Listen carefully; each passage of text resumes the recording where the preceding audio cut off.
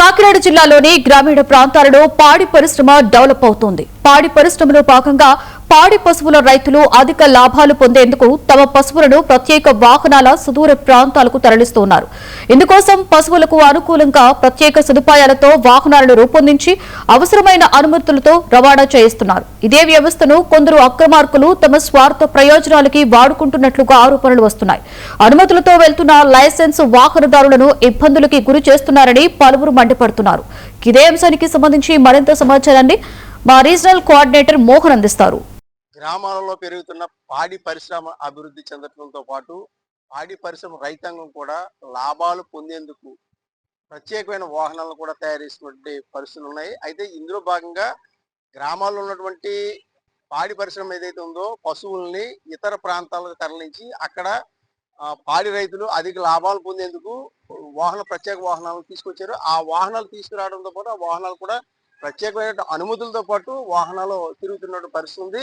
ఆ వాహనాల్లో ఉన్నటువంటి సదుపాయాలు కూడా ప్రభుత్వం పూర్తి స్థాయిలో అనుమతులు అందిస్తూ దానికి సంబంధించినటువంటి పశుసంవర్ధక శాఖ అధికారులు కూడా పర్యవేక్షణతో ఈ పశువులు రవాణా సాగుతున్నటువంటి పరిస్థితులు అయితే ఇక్కడ ఉన్నాయి. అయితే ఇందుకు సంబంధించి ఏదైతే సక్రమ మార్గంలో నడుస్తున్నటువంటి వాహనదారులు ఉన్నారో వాహనదారులు అధికమైనటువంటి ఇబ్బందులు ఎదుర్కొన్న పరిస్థితులు ఉన్నాయి. దీనివల్ల రైతాంగం కూడా తీవ్ర నష్టం చెందడంతో పాటు వాహనదారులు కూడా నష్టం చెందుతున్న పరిస్థితులు ఉన్నాయి. దీని మీద మనతో మాట్లాడడానికి ఎవరైతే ఆంధ్రప్రదేశ్ లో వాహనదారుల సంఘం ఉందో ఆ సంఘానికి సంబంధించిన ఒక సభ్యుడు కూడా ఉన్నారు. అంటే పశువులు రవాణా చేసేటువంటి వాహనదారుల సంఘానికి సంబంధించినటువంటి సభ్యులు మనతో ఉన్నారు. అయితే ఇందుకు సంబంధించి వారికి కలుగుతున్నటువంటి అంటే రవాణా చేయడంలో వారికి కలుగుతున్న ఇబ్బందులు ఏంటి, దాని వల్ల జరుగుతున్నటువంటి నష్టం ఏంటి అనే దాని మీద ఇప్పుడు మనం భరత్ గారు ఉన్నారు. భరత్ గారిని అడిగి ఇప్పుడు మనం తెలుసుకోవాలి. భరత్ గారు చెప్పండి, ఇప్పుడు మీరు ప్రస్తుతం అంటే పశువుల్ని రవాణా చేయడంలో మీరు అనుమతులు పొంది పశువులు రవాణా చేస్తున్నారు. పశువులు రవాణా చేస్తున్నప్పుడు మీకు జరుగుతున్నటువంటి నష్టం ఏం జరుగుతుంది? సార్, మేము ప్రభుత్వం నుంచి పూర్తి అనుమతులు పొందామండి. ట్రాన్స్పోర్ట్ ఆఫ్ యానిమల్ రూల్స్ 1989 ప్రకారం, దాని తర్వాత వచ్చిన అమెండ్మెంట్స్ ప్రకారం ట్రాన్స్పోర్ట్ డిపార్ట్మెంట్ నుంచి సర్టిఫైడ్ వెహికల్స్ మేము రూపొందించామండి. అంతేకాకుండా animal welfare board of India guide lines ప్రకారం ప్రివెన్షన్ ఆఫ్ క్రూయల్టీ యాక్ట్ అమలు పరిచే విధంగా నిబంధనలకు ఉల్లంఘించకుండా పూర్తి అనుమతులు తీసుకుని పశుసంవర్ధక శాఖ ఇచ్చిన డైరెక్షన్ ప్రకారం సర్టిఫికెట్లు అనుమతులు పొంది ఒక సంత నుండి కానీ ఒక ప్రదేశం నుండి ఆంధ్రప్రదేశ్లో వేరే ప్రదేశం కానీ మా వాహనాలని రైతులకి కొనుక్కున్న పశువుల్ని కానీ రైతులు వేరే సంతలు అమ్మడానికి కానీ అనుగుణంగా పూర్తి అనుమతులతో సౌకర్యాలతో మేము వాహనాలు రూపొందించామండి. దీంట్లో ఏ సంతలోనన్నా పశువులు ఒక రైతు కొనుక్కున్నాడు అనుకోండి, అక్కడే వాళ్ళు మాకు ఆ పశువులు తీసుకొచ్చి అప్పచెప్తారండి. ఇక్కడ నుంచి పలానా చోటుకి వెళ్ళాలంటే వాళ్ళ దగ్గర కన్సెంట్ లెటర్ తీసుకుని సంబంధిత అసిస్టెంట్ డైరెక్టర్ అని ఒక యానిమల్ వెల్ఫేర్ డిపార్ట్మెంట్ లో జిల్లా స్థాయి అధికారి ఉంటారండి. ఆయన ద్వారా ధృవీకరణ పత్రం తీసుకుని ఆ పత్రంలో ఎన్ని పశువులు అయితే మేము మా వాహనాలు ఎక్కిస్తున్నాము వాటికి ఇయర్ ట్యాగింగ్, ప్రతి ట్యాగింగ్ ఒక యూనిక్ నెంబర్ ఉంటుందండి. ఆ వాహనంలో ఎక్కించే పశువు ఆరోగ్య పరిస్థితి, వ్యాక్సినేషన్ అయ్యిందా లేదా, ఏమైనా దెబ్బలు ఉన్నాయా లేదా, డిసీజ్ ఫ్రీయా కాదా, దాని వయసు ఎంత, ఏ జాతికి చెందిందని ధృవీకరించి ఆ సర్టిఫికెట్ లో పొందుపరుస్తారండి. ఈ వాహనంకి అన్ని అనుమతులు ఉన్నాయా లేదా, ఏ ప్రదేశం నుంచి ఏ ప్రదేశంకి వెళ్తున్నాం, అమ్మిన వారెవరు, కొన్నవారెవరు, లేదంటే ఇక్కడ నుంచి పంపించేవారెవరు, అక్కడ తీసుకునే వ్యక్తి ఎవరు, ఆ డ్రైవర్ యొక్క వివరాలు, ఆ డ్రైవర్కి లైసెన్స్ ఉందా లేదా, ఈ వాహనంలో ఎమ్యూనిటీస్ ఏంటి, వాటర్ ఉందా లేదా, ఫుడ్ ఉందా లేదా, వెంటిలేషన్ ఉందా లేదా, ట్రాన్స్పోర్ట్ డిపార్ట్మెంట్ అనుమతి పత్రం ఉందా లేదా, అవర్స్ ఆఫ్ జర్నీ ఎంత దూరం వెళ్తుంది, ఎక్కడి నుంచి ఎక్కడి వరకు వెళ్తుంది, పూర్తి వివరాలు డిజిటల్ సర్టిఫికేట్ విధానం ద్వారా ఆ సర్టిఫికేట్లో ఉంటాయండి. అయినా సరే మేము ఈ లీగల్ ట్రాన్స్పోర్ట్ చేయడం ద్వారా రైతులు లబ్ధి పొందుతున్నారు, ప్రభుత్వానికి హెడేక్ తగ్గుతుంది. ఈ సర్టిఫికేట్ ఇష్యూ చేసినందుకు పశుసంవర్ధక శాఖ వారు కూడా ఒక చలానా అనేది ఇష్యూ చేస్తున్నారు. ఆ చలానా కూడా మేము పే చేస్తున్నాం. అగ్రికల్చర్ మార్కెట్ కమిటీ వారు ఏ సంతలోనన్నా మేము లోడింగ్ చేస్తున్నాం, అక్కడ ఆ చెస్ కూడా కడుతున్నాం. ఇవన్నీ పొందుపరిచినా సరే మమ్మల్ని ఇల్లీగల్ ట్రాన్స్పోర్ట్ చేసే రవాణాదారుల దగ్గర నుంచి డబ్బులు వసూలు చేసే ముఠా ఉందండి. ఒక దళారీ వ్యవస్థ, ఇల్లీగల్ వ్యవస్థ దగ్గర నుంచి డబ్బులు దండే బ్యాచ్ ఉన్నారు. వాళ్ళు లీగల్ గా రవాణా చేసే మాలాంటి వారిని, సక్రమమైన మార్గంలో వెళ్ళే వారిని ఈ రైతులను టార్గెట్ చేసుకుని ఇబ్బందులు గురి చేస్తున్నారండి. అయితే ఇప్పుడు మీరు రవాణా చేస్తున్నటువంటి అంటే వాహనాల్లో అంటే మీరు ప్రధానంగా ఆవుల్ని కానీ లేదంటే ఇతర అంటే ఏ పశువులు మీరు రవాణా చేస్తారు అలా ప్రధానంగా? సార్, మంచి విషయం అడిగారండి. మేము మా వాహనాల్లో ఎద్దులను, మగజాతి ఎద్దులను, గేదెలను మాత్రమే రవాణా చేస్తున్నాం. ఆవులు అనేవి మేము ఎక్కించమండి. ఎందుకంటే ఆంధ్రప్రదేశ్ రాష్ట్రంలో prevention of cruelty act, cow slaughter act చాలా కఠినంగా అమలు పరుస్తున్నారండి.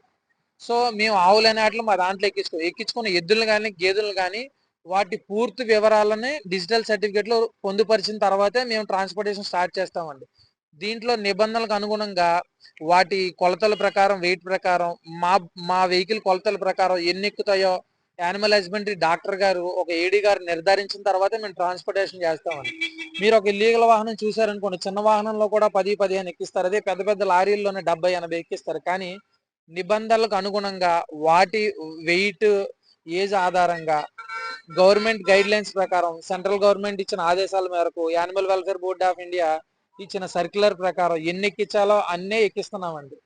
పూర్తి నిబంధనలతో, పూర్తి అనుమతులు తీసుకుని మాత్రమే. అయితే మీరు లైసెన్స్ పొంది పూర్తి అనుమతులతో మీరు రవాణా చేస్తున్నారు. ఈ రవాణా చేస్తున్నప్పుడు మీకు కలుగుతున్నటువంటి అసలు ఇబ్బంది ఏంటి? ఎవరి వల్ల ఇబ్బంది కలుగుతుందంట? సార్, లీగల్ ట్రాన్స్పోర్ట్ అనేది జరగడం వల్ల ఇల్లీగల్ రవాణా చేసే వారి దగ్గర నుంచి డబ్బులు వసూలు చేసే దళారీ వ్యవస్థ ఒకటి ఉందండి. కాకినాడ జిల్లాలో కావచ్చు, విజయనగరం జిల్లాలో కావచ్చు, కృష్ణా జిల్లాలో కావచ్చు.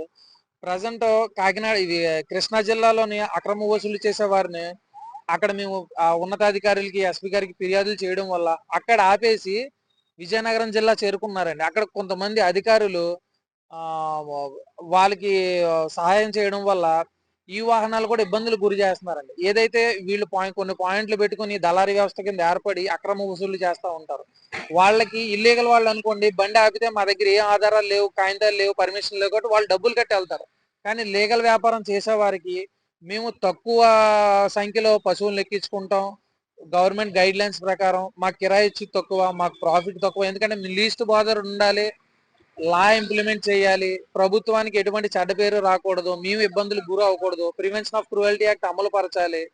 ఖచ్చితంగా ఈ నామ్స్ అన్ని పాటిస్తాం. కూటమి ప్రభుత్వంలో ఇలాంటి అవకతవకలకు తావులేదు కాబట్టి మాకు వచ్చే ప్రాఫిట్ తక్కువ కాబట్టి, సో మేము అక్రమంగా డబ్బులు వసూలు చేసే వారికి, ఇల్లీగల్ వ్యాపారాలు చేసే దందాలు చేసే వారికి మేము డబ్బులు కట్టలేం కాబట్టి మేము లీగల్ గా వెళ్తున్నాం. కాబట్టి ఈ లీగల్ వ్యాపారాలను అడ్డుకుంటే ఇల్లీగల్ జరుగుతుంది, ఇల్లీగల్ జరిగితే వీళ్ళ ఖజానాకి డబ్బులు చేరతాయి అనే ఉద్దేశంతో లీగల్ గా రవాణా చేసే మమ్మల్ని, రైతులను కూడా ఇబ్బందులు గురి చేస్తున్నారు. అంటే ఇప్పుడు మీరు ఎక్కడన్నా ఇబ్బందులు కలిగినప్పుడు, అంటే ఈ ప్రాంతం వెళ్ళేటప్పుడు ఇబ్బంది కలిగినప్పుడు పశువులకి ఏమైనటువంటి ప్రాబ్లం జరిగితే అంటే దాని మీద ఎటువంటి చర్యలు ఉంటాయి? దానికి సంబంధించి వివరం చెప్పండి. సార్, ఇప్పుడు ఒక సంతలో కొనుక్కున్న పశువు మరుసటి రోజు సంతకి వెళ్ళే అనుకోండి సార్, ఇక్కడ ఒక ₹1,00,000 పెట్టి కొన్నారనుకోండి సార్, ఒక 2 గేదెలు.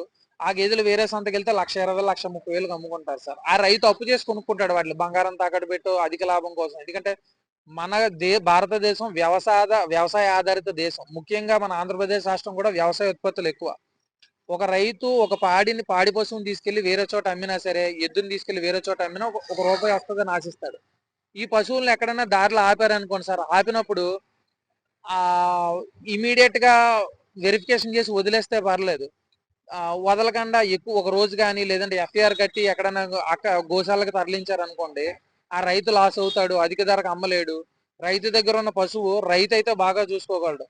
ఎఫ్ఐఆర్ వేసినా సరే సర్టిఫికేట్ ఉన్న వెహికల్స్ కూడా ఆపడానికి ప్రయత్నం చేస్తున్నారండి. దీనివల్ల రైతులు చాలా ఇబ్బందులు గురవుతున్నారు, ఆర్థికంగా కూడా వాళ్ళ కడుపు మీద కొట్టినట్టుగా అవుతుందండి. సరే, ఇప్పుడు మీరు దీని ద్వారా అంటే ప్రభుత్వానికి మీరు ఏం చెప్పాలనుకుంటున్నారు? అధికారులు మీకు ఏ రకంగా సహకారం అందించాలనుకుని మీడియా ద్వారా తెలియజేయండి. సార్, మేము కూడా ఇల్లీగల్ వ్యాపారాలు అనేవి జరగకూడదు, ఇల్లీగల్ ట్రాన్స్పోర్టేషన్ అనేది జరగకూడదు, ప్రివెన్షన్ ఆఫ్ క్రూయల్టీ యాక్ట్ అనేది ఖచ్చితంగా అమలు చేయాలి. ఎందుకంటే కూటమి ప్రభుత్వంలోని బీజేపీ గవర్నమెంట్, సెంట్రల్ గవర్నమెంట్ నడుస్తున్నప్పుడు ఈ యానిమల్ ట్రాన్స్పోర్టేషన్ మీద చాలా నిబంధనలు ఉన్నాయి. అవన్నీ అనుగుణంగానే మేము ట్రాన్స్పోర్టేషన్ చేస్తున్నాం. ఇల్లీగల్ రవాణాను అరికట్టాలంటే లీగల్ రవాణాను ప్రోత్సహించాలండి. లీగల్ రవాణా ప్రోత్సహించడం వల్ల రైతుకు లబ్ధి చేకూరుతుంది. ప్రివెన్షన్ ఆఫ్ క్రూయల్టీ యాక్ట్ అమలు పరుస్తున్నారు, ఇల్లీగల్ ట్రాన్స్పోర్టేషన్ అడ్డుకట్ట కడుతున్నారు, బాగానే ఉంది. ఇల్లీగల్ ఆగాలంటే లీగల్ జరిగితేనే కదా ఇల్లీగల్ ఫుల్ ఫ్లెడ్జ్డ్ గా అవుతుంది. అదే లీగల్ నాటిస్తే ఇల్లీగల్ ప్రోత్సహించినట్టుగా అవుతుంది కదండి. కొత్త కొత్త దారులు ఎత్తుక్కుంటారు, ఈ దళారీ వ్యవస్థ బాగుపడుతుంది. ఇప్పటికైనా ప్రభుత్వ అధికారులు కానీ, ఉన్నతాధికారులు కానీ, కూటమి నేతలు కానీ దీని మీద సమగ్ర విచారణ జరిపి ఈ ఎవరైతే అక్రమ వసూళ్లు చేస్తున్నారో, ఈ దళారీ వ్యవస్థలు ఎవరెవరు ఉన్నారో వాళ్ళ మీద చర్యలు తీసుకుంటారని మేము కోరుకుంటున్నామండి. అంతేకాకుండా దీనికి సంబంధించిన పూర్తి వివరాలు మా లీగల్ ట్రాన్స్పోర్ట్ చేసే రవాణాదారుల దగ్గర, రైతుల దగ్గర ఎవరెవరైతే డబ్బులు వసూలు చేశారో వాటి వివరాలు, ఎవరెవరి మీద అయితే గతంలో కూడా కేసులు కట్టారండి వీళ్ళు తప్పుడు వసూలు చేసి రైతులను ఇబ్బంది పెట్టినందుకు. వీళ్ళ మీద గతంలో కూడా కేసులు ఉన్నాయి. ఆ ఎవిడెన్స్లు, వీళ్ళ ఫోన్ పే ట్రాన్సాక్షన్లు, కాల్ రికార్డింగ్లు కానీ పూర్తి ఆధారాలతో నేతలకు మేము అందించగలుగుతాం. మీరు వీడి మీద పూర్తి చర్యలు తీసుకుని లీగల్ ట్రాన్స్పోర్టేషన్ ప్రోత్సహించినట్లయితే రైతే రాజన్న పదానికి నిజమైన అర్థం చెప్పినట్టుగా అవుతుందండి.